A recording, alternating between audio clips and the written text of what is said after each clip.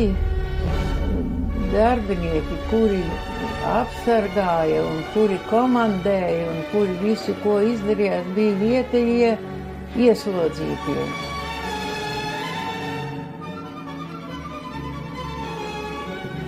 Vienalga kādas tautības, tur visas tautības satikās, bet visi ieslodzītie. Mēs neredzējām nevienu vāciešu.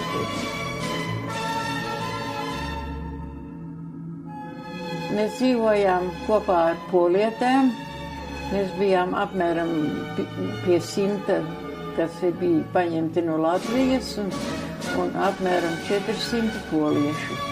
Dzīvojām visi draudzīgi kopā 3 barakās. Mums uzmet degbumbas. Mums izglāba franči, kuri mums aicināja pie sevis. Nu, kur mēs paliksim, mēs bijām strīpaini, nekur mēs aizbēgt nevarējām, mēs gaidījām rītu, kad atnāks mums un savāks. Otrā dienā atnāca, mums savāc, aizved uz to rūpnīcu, kur mēs strādājām ar tām lidmašīnām. Gājām kājām kādus laikam 2 dienas.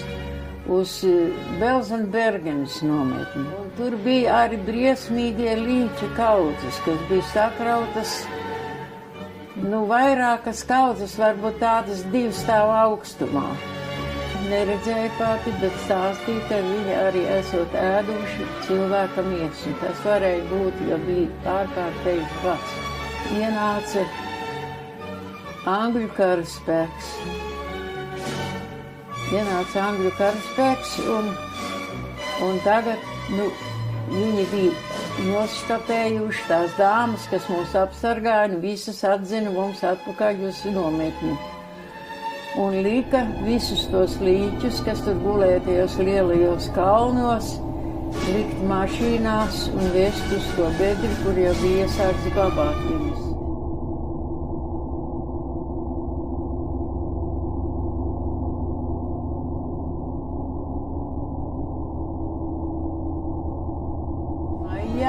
Mums bija tā brīvība, kad šāva gaisā, mēs domājam, ak šausmas atkal karš sākās, bet tā bija tā brīvība, ka mums bija dota, kad mēs esam brīvi.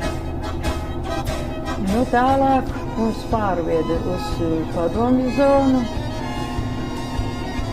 Tur mums gāja bišķi švakāk ar to uzturu, bet izdzīvojām.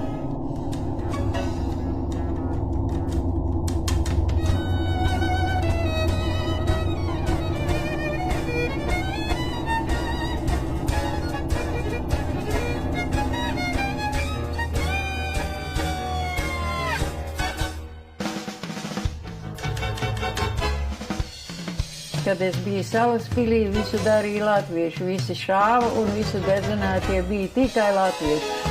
Vācieši iebrauca, paskatījās, varbūt deva rīkojumus, protams, ka tā noteikti bija. Un aizbrauca. Vācieši nevienu cilvēku neiestika.